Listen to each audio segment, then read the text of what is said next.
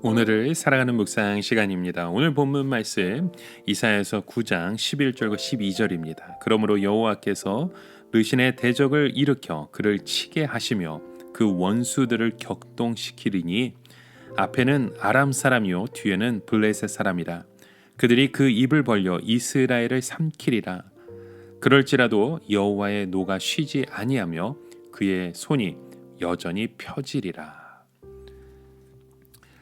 여러분, 이스라엘 백성들은 자기들이 하나님을 포기했기 때문에 이미 하나님께서도 자신들을 잊으셨을 거라는 생각을 갖고 있었습니다. 그래서 그들은 자신들에게 오는 어려움을 하나님이 주시는 것으로 생각하지 않았던 것이었죠. 사실 하나님께서는 이스라엘 백성들을 포기하지 않으셨습니다. 그래서 르신의 원수를 일으켜서 고통을 주신 것이죠. 르신은 수리아 왕인데 수리아의 원수는 보통 아수르로 생각합니다. 이스라엘 왕 이 베가는 르신과 동맹을 해서 잘 지내려고 했습니다. 수리아와만 잘 지내면 큰 어려움이 없을 거라 생각했던 거죠. 그러나 이 수리아보다 더 무서운 나라가 준비되고 있었던 겁니다. 그리고 수리아와도 결코 잘 지낸 것만 아니었죠. 아마도 사사건건 충돌이 있었던 것 같고 실제적으로는 큰 도움이 되지 못했던 것 같습니다. 그러니까 앞에는 아람 사람, 즉 수리아요, 뒤에는 블레셋이라고 오늘 본문 속에 말하고 있죠. 이처럼 이스라엘 사람들은 수리아와 블레셋 사이에 끼어서 늘 크고 작은 어려움을 당해야만 했습니다. 그러다가 아수르의 그 한 방으로 완전히 망해 버리는 것이었죠.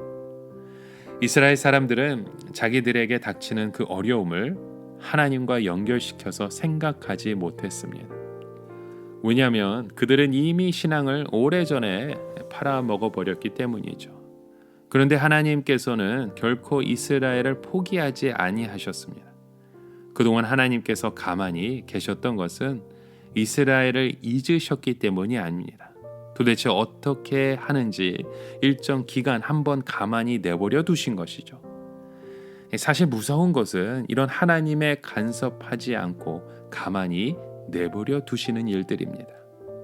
믿음이 있는 사람은 그런 기간이 오히려 더 두렵습니다. 왜냐하면 하나님은 절대로 죄를 그냥 두시는 분이 아니기 때문이죠. 여러분, 죄를 지어도 하나님께서 바로 징계하지 아니하시고 가만히 두실 때 우리는 더 겁을 내야 합니다. 하나님이 가만히 계실 때 오히려 더 회개하고 돌아가야 합니다. 그러면 하나님께서 우리를 용서해 주십니다. 우리의 죄를 다 들추어내서 징계하지 않으시죠. 그러나 미련한 자는 하나님께서 포기하셨는가 보다 생각해서 더 죄를 짓는 겁니다. 그러면 어떻게 됩니까? 어느 정도 시간이 지난 후에 하나님의 징계가 시작됩니다.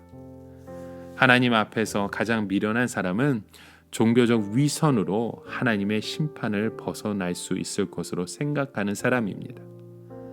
눈에 보이는 열심이나 종교적 선행으로 하나님의 긍휼을 받아낼 수 있을 것으로 생각하는 사람은 스스로 무덤을 파는 것입니다.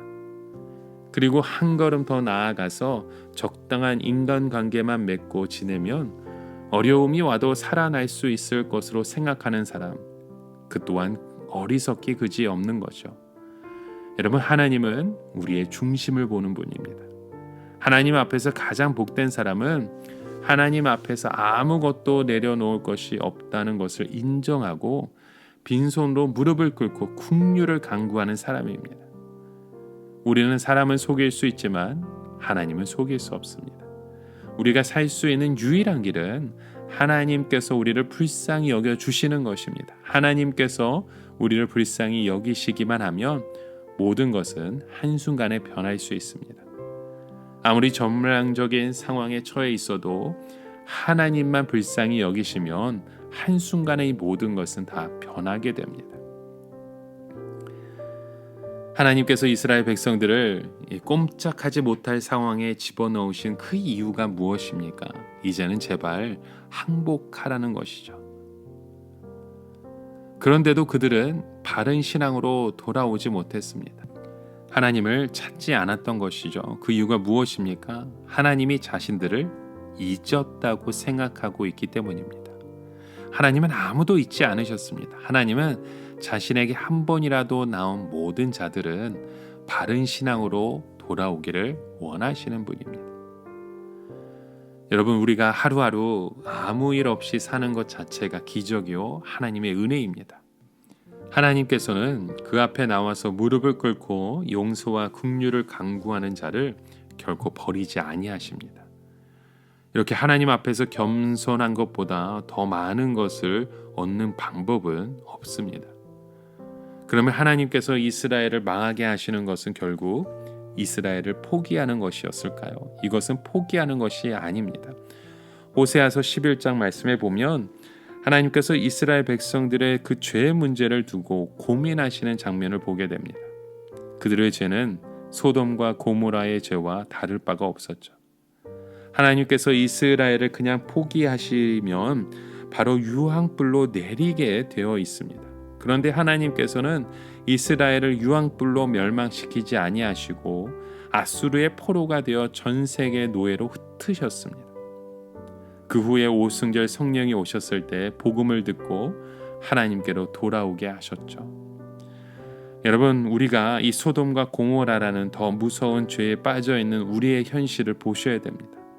그럼에도 불구하고 하나님께서 가장 가벼운 경제 문제로 치시는 이유는 우리를 불쌍히 여기시는 겁니다.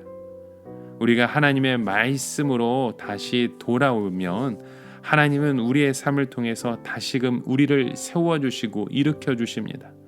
오늘 하루도 우리가 살아가는 이유가 바로 이러한 하나님의 은혜 때문이라는 것을 잊지 않고 믿음으로 다시금 돌아오실 수 있는 저와 여러분 되시길 주님의 이름으로 간절히 축원합니다.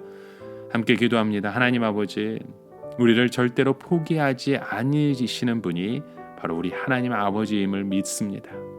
오늘도 우리에게 주시는 그 수많은 그 어려움들 속에서 하나님과의 그 신앙의 끈을 온전히 붙들고 주님을 의지하며 나아갈 수 있는 주의 참된 자녀, 참된 백성 될 수 있도록 인도하시고 이끌어 주시옵소서. 예수님의 이름으로 간절히 기도합니다. 아멘.